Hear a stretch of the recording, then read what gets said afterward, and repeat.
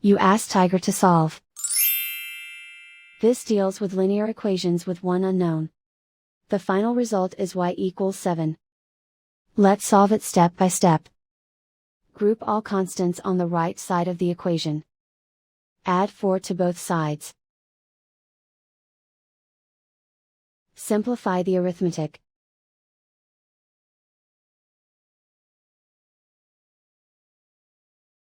Isolate the y. Divide both sides by 3.